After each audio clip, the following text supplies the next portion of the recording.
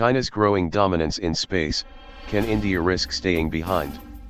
For India, China is considered as a dormant adversary, but it has come a long way since the last shots were fired in hostility during the Indo-China 1962 border conflict. China has strategically increased its overseas investment to emerging as an influencer in the world dynamics.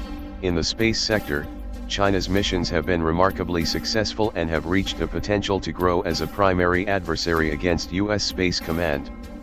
In a recent article, Space Teresa Hitchens of Breaking Defense News says space warfare shall be extending to the Moon, Mars, and beyond in the near future. In her article she has said that the space between Earth and Moon is going to be the new high ground of warfare on Earth. Space plays a critical role in today's daily life and is an essential dimension for every nation's growth. While the space-based advanced solutions like PNT, position, navigation, and timing, services are key for the economic prosperity of a country, militaries around the world have started exploiting space for achieving success on Earth, says Milind Kulashrestha, C4I expert. In today's warfare the land-based assets are highly trackable from space, leaving very less chance of achieving surprise or deception. The latest generation hypersonic missiles are known to achieve their lethality during the re-entry phase, and such high kinetic energy weapons falling from the sky are difficult to intercept. India's security concern.